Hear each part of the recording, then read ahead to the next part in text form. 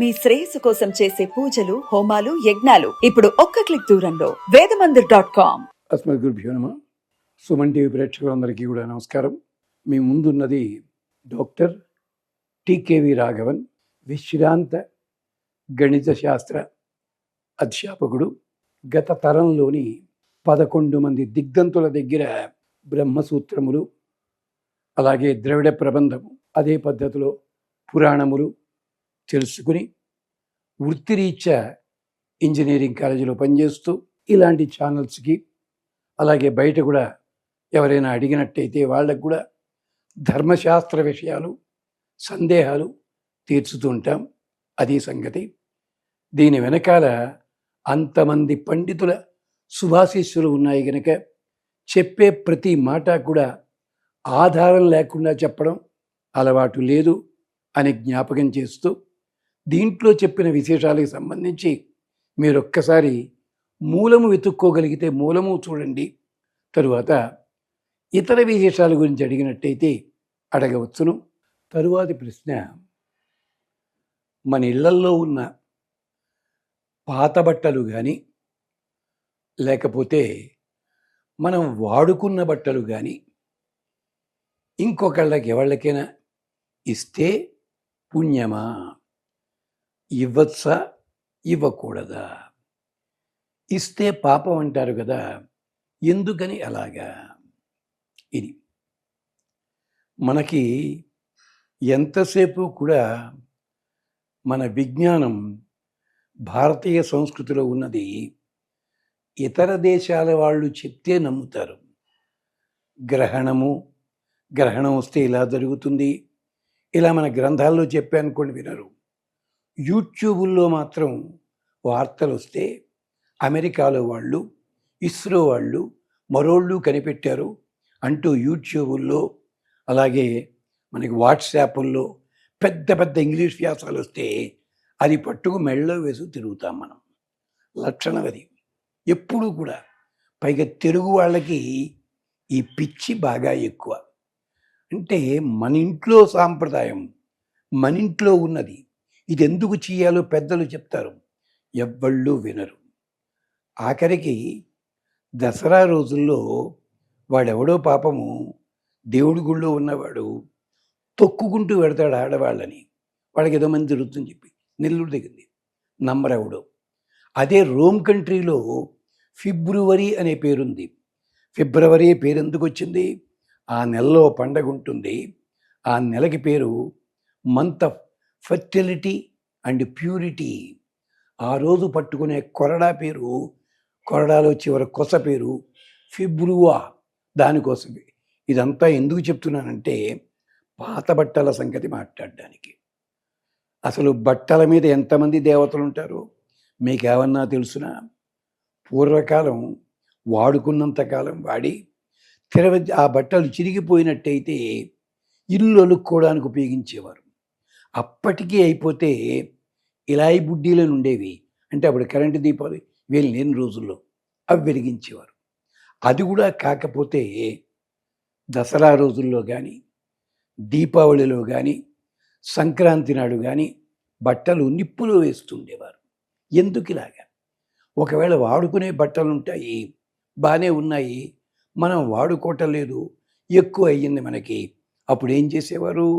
ఈ బట్టలు శుభ్రంగా ఉతికి మడతలు పెట్టి దేవుడి సన్నిధిలో పెట్టి పసుపు కుంకుమ చల్లి దాని మీద పళ్ళతో ఆరిగింపు చేసి నైవేద్యం పెట్టి దేవుళ్ళకి, ఇది పని వాళ్ళకి కానీ బట్టలు ఎవరికి అవసరం ఉంటుందో వాళ్ళకి ఇవ్వడం, చిరిగిపోతే ఇవ్వడం కాదు.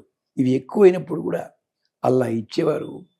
ప్రత్యేకించి ఉగాది నాడు కచేరీ సావిడని పెట్టుకుని అక్కడ ఇవి ఇచ్చేవారు, లేదా అనాశరణాలని పంపించేవారు.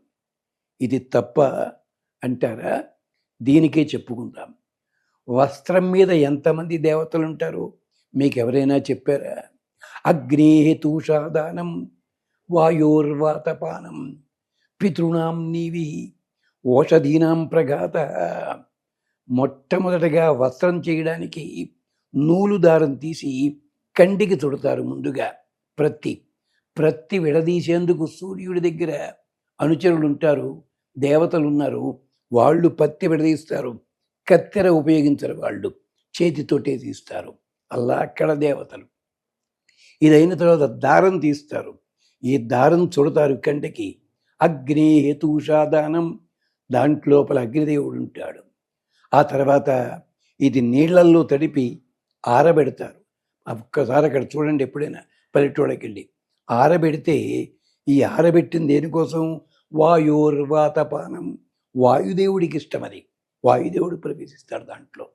ఈ దారం గట్టిగా ఉందో లేదో చూడ్డానికి ఒక చేపాటి కర్ర లాంటిది, జమ్మి కర్ర కానీ మోదుగ కర్ర కానీ తీసుకుంటారు, ఇలా ఇలా కొడతారు. అది దేనికది? ఓషధీనాం ప్రఘాత, వనస్పతి దేవత చేరుతుంది దాంట్లో. అయ్యిందా? దారము తెగుతుంది, చిన్న చిన్న ముళ్ళేస్తారు. ఆ ముడికి ఎవరో తెలుసునా? పితృదేవతలు. పితృణాం నీవి ఓషధీనాం ప్రఘాత, నిలువు దారాలు వేస్తారు, ఇది సూర్యుడికి సంకేతము. అడ్డదారాలు వేస్తారు, విశ్వే దేవతలకి సంకేతము. దారాలు 4 కలిస్తే ఇలా ఉండి మధ్యలో ఖాళీ ఏర్పడుతుంది. ఈ ఖాళీకి నక్షత్రములు అధిదేవతలు. సర్వదైవత్యం వైవాస, సూర్యుడి దగ్గర కృత్తికలుంటే అట్ట ప్రత్యేకించి కత్తెరలు పట్టుకుని వాళ్ళు ఈ వస్త్రాల్ని కట్ చేసి అంచులు బాగా తయారు చేసి రంగురంగులద్ది అందరికీ అందేలా చేస్తారట. ఇది ఏకాగ్నికాండలో యజుర్వేదంలో చెప్తారు. అంటే వస్త్రం మీద ఎంతమంది దేవతలు ఉన్నారో చూడండి. అంచేత వస్త్రములు మనం వాడుకున్నప్పటికి కూడా మన దగ్గర మిగిలిపోతే, అవి చిరిగిపోవడం అలా ఉంటే మాత్రం ఎదటి వాళ్ళకి ఇవ్వకండి దయచేసి.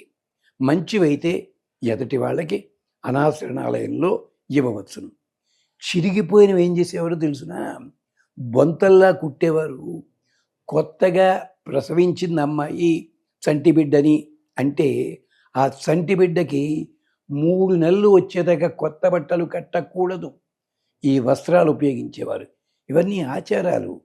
చేత ఆ చంటిబిడ్డకి కొత్త బట్టలు కడితే స్కిన్ డిసీజెస్ వస్తాయి. ఎందుకని? పాత బట్టలే వాడాలి, అక్కడ ఉపయోగించుకోవాలి. అలాగా లేదు, మనకి వస్త్రాలు ఎక్కువ వచ్చాయి, అనాశరణాలయంలో ఉన్నారు, వాళ్ళకి ఇద్దాం. శాలువాలు కానీ బట్టలు కానీ, ఇలా తప్పేమీ లేదు. ఈ మధ్యకాలంలో కొత్తగా మొదలైంది పాపం తగులుతుంది మీకు అని చెప్పి. పాపం ఎప్పుడు తగులుతుందో తెలుసునా? ఒక అమ్మాయి కట్టుకుంది భర్తను చేరుకోవడానికి అని చెప్పి. అమ్మాయి కట్టుకున్న చీర పొరపాటుని వేరే అమ్మాయి కట్టుకుంటే అది పాపం. అలాగే భార్య కట్టుకున్న వస్త్రాన్ని సరదాగా కూడా భర్త కట్టుకుంటే అది భర్తకి పాపము. ఇలాంటి పాపాలున్నాయి. ఒకళ్ళు ధరించిన వస్త్రాలు ఇంకోళ్ళు ధరించినట్టయితే పాపము, దానికి నియమం ఉంది. ఇలాంటివి మనకి పురాణాల్లో గాథలున్నాయి. దేవయాని శర్మిష్ఠ వాళ్ళు స్నానాలు చేసి బయటికి వచ్చేసరికి అనుకోకుండా దేవయాని వస్త్రం అది పాపం ఉండిపోయింది. శర్మిష్ఠ బట్టలు దేవయాని కట్టుకుంటే పెద్ద గొడవ అయిపోయింది. ఇలాంటి గాథలు ఉన్నాయి. అంచేత బట్టలు పాతబడిపోతే బాగా ఉన్నట్టయితే ఉపయోగించే ప్రయత్నం చెయ్యండి, 10 మందికి ఉపయోగించేలా చెయ్యండి వాటిని. మనం ఏం చేస్తుంటాం? కుట్లు ఊడిపోతే పాత గిన్నెల సామాన్లు వాళ్ళు వస్తారు కదా, పాత బట్టలు ఇచ్చి గిన్నెలు కొనుక్కుని, ఏమో దానికైతే నచ్చిందా మీకు? వస్త్రాలు ఇస్తే తప్ప వాళ్ళేం చేయాలండి?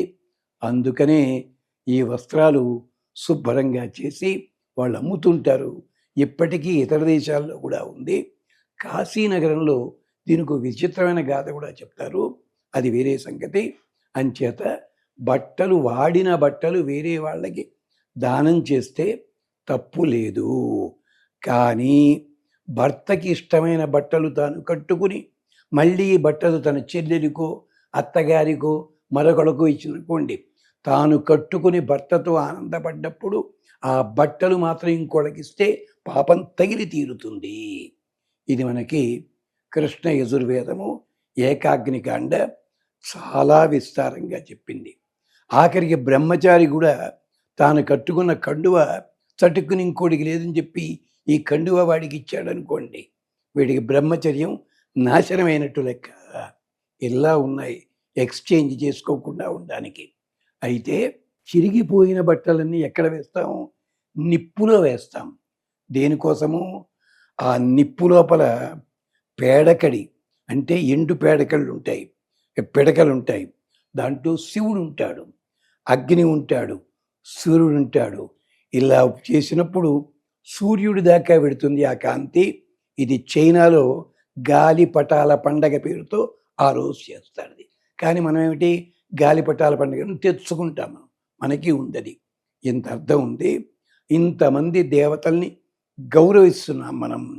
ఈ దేవతలందరూ కూడా మనకి రక్షణ కలిగింతురుగాక. ఇది పురాణముల ఆధారంగా కాదు, వేదం ఆధారంగా మీకు జ్ఞాపకం చేస్తున్నాం.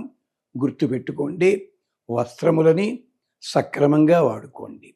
మీ దగ్గర వాడుకోవడానికి ఎక్కువైనట్టయితే ఆ వస్త్రాలు ఇంకొకరికి ఇవ్వండి. ఈ మధ్య ఈ వస్త్రాలు ఆడవాళ్ళు ఎంత విచిత్రంగా ధరిస్తారో మేం చెప్పక్కల్లా. చెప్తే మా అడ్రస్ కోసం ప్రయత్నిస్తారు మీరంతా కూడా. మరి వస్త్రాల మీద ప్రశ్న అడిగారు కదా, చెప్పక తప్పదు.